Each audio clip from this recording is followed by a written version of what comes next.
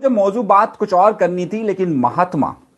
यानी कि महात्मा का बुत, यानी कि महात्मा जिसे तराशा गया है, इमरान खान साहब ने अब से कुछ देर पहले इस तरीके से खिताब किया जिस तरीके से पाकिस्तान की कौम से इस वक्त वजीर आजम खिताब कर रहे हों। इमरान खान साहब ने फतह का जश्न बनाया या इजहार तशक्कुर किया, अलबत्ता उन्होंने एक बहुत बड़ा खिताब ज़रूर किया।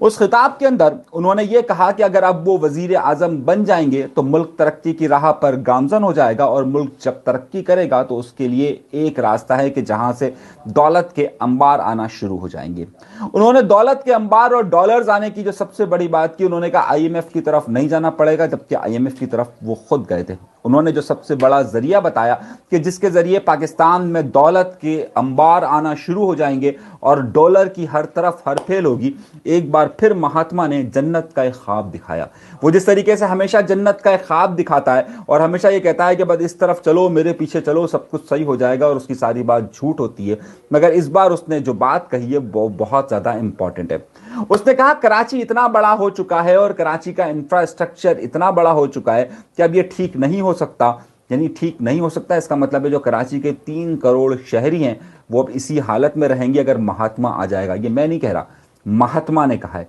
और जब महात्मा ये कहता है तो आज उसने जब कौम से वजीर आजम की हैसियत से खिताब किया,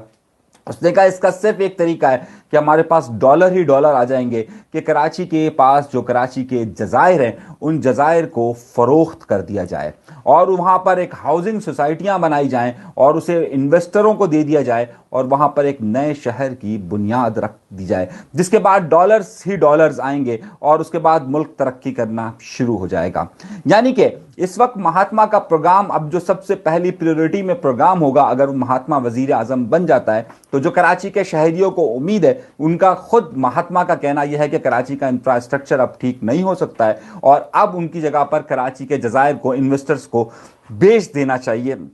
जिसके जरिए डॉलर्स की हेरफेर होगी। तो जो मेरे भाई कराची के लोग सुन रहे हैं वो इस बात को गौर से देख लीजिए कि आइंदा आने वाले हमारे वजीर आजम जो अपने आप को तस्वुर कर रहे हैं, उन्होंने आज जो मुल्की तरक्की का और आईएमएफ से जान छुड़वाने का जो पहला मंसूबा बताया है वो कराची और सिंध के सौदे का बताया है। तो इसलिए तमाम लोग इस बात को जहन में तैयार रखें। और ये सौदा है किसका? ये सौदा मलिक रियाज जैसे लोगों का है, और ये मलिक रियाज जैसे ही लोग हैं जो कि इस मुल्क की मईशत को और इमरान खान जैसे महात्माओं के बुतों को तराशते हैं और फिर उनके जरिए अपने मफादात को हासिल करते हैं। किसी से ढका छुपा मलिक रियाज नहीं है, ये मलिक रियाज है कि जिसने फराह गोगी के साथ मिलकर इमरान खान की मौजूदा बेगम के साथ किस तरीके से ताल्लुकात को इस्तवार करते हुए अपना नाम ईसीएल से निकलवाया।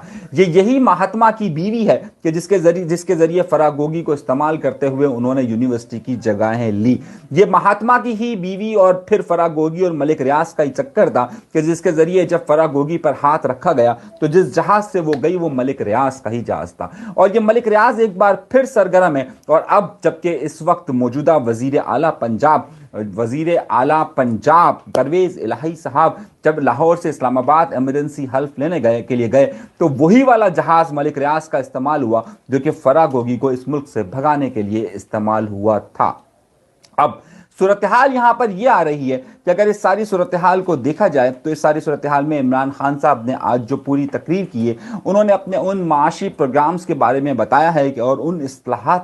इस्लाहात के मुतालिक बताया है कि जो उन्होंने अपने दौरे हुकूमत में की थी और जिसके बाद पाकिस्तान के अंदर दूध की नहरें और शहद की नहरें बहना शुरू हो गई थी। उन्होंने कहा हम इसी फार्मूले पर अमल करते हुए आइंदा दिनों के अंदर जब हम हुकूमत में आएंगे तो दुनिया भर से हमारे पास इस कदर पैसा आएगा कि सब देखते ही रह जाएंगे। ये वही ख्वाब उन्होंने फिर से दोबारा दिखाना शुरू कर दिए। इस वक्त पाकिस्तान तहरीक इंसाफ को 80% नहीं बल्कि 110% इस बात की अब उम्मीद हो चुकी है कि आइंदा इलेक्शन के अंदर वो 2/3 अक्सरियत से आएंगे और 2/3 अक्सरियत के बाद